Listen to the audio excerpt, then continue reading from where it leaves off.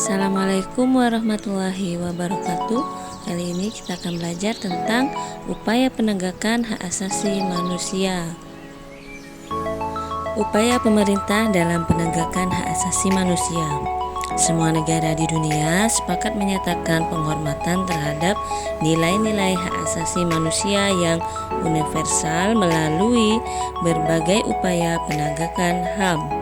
Akan tetapi pelaksanaan hak asasi manusia dapat saja berbeda antara negara satu dengan negara lainnya.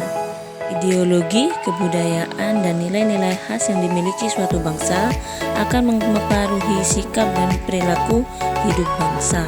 Misalnya Indonesia, semua perilaku hidup berbangsa diukur dari kepribadian Indonesia yang tentu saja berbeda dari bangsa lain. Dalam proses penegakan hak asasi manusia di Indonesia mengacu pada Pancasila dan Undang-Undang Dasar Negara Republik Indonesia tahun 1945 dan peraturan perundang-undangan lainnya. Dengan kata lain, penegakan HAM di Indonesia tidak berorientasi pada pemahaman HAM liberal dan sekuler yang tidak selaras dengan makna sila pertama. HAM di Indonesia juga mengacu kepada ketentuan hukum internasional. Idrus Affandi dan Karim Suryadi menegaskan bahwa bangsa Indonesia dalam proses penegakan HAM sangat mempertimbangkan dua hal di bawah ini.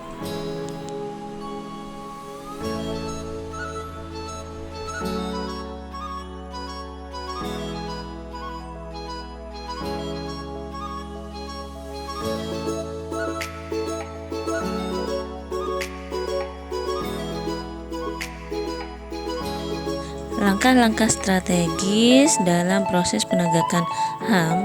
Yang pertama ada pembentukan Komisi Nasional HAM atau yang disingkat dengan Komnas HAM.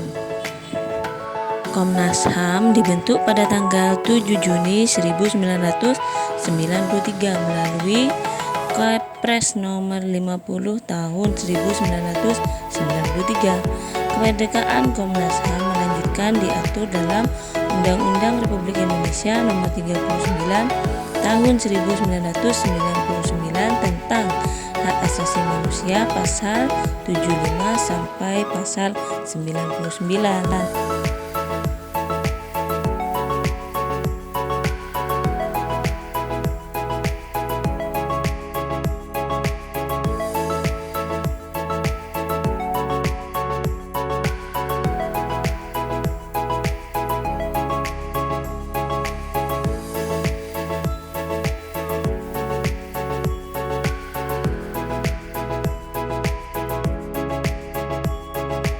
Pembentukan instrumen HAM. Instrumen HAM ini merupakan alat untuk menjamin proses perlindungan dan penegakan hak asasi manusia yang berupa perundang-undangan dan lembaga penegak hak asasi manusia seperti Komnas HAM dan Pengadilan HAM. Pembentukan Pengadilan HAM dibentuk berdasarkan Undang-Undang Republik Indonesia Nomor 26 Tahun 2000. Pengadilan HAM adalah pengadilan khusus terhadap pelanggaran HAM berat yang diharapkan dapat melindungi hak asasi manusia baik perseorangan maupun masyarakat dan menjadi dasar dalam penegakan kepastian hukum, keadilan dan perasaan aman baik perseorangan maupun masyarakat. Upaya penanganan kasus pelanggaran HAM.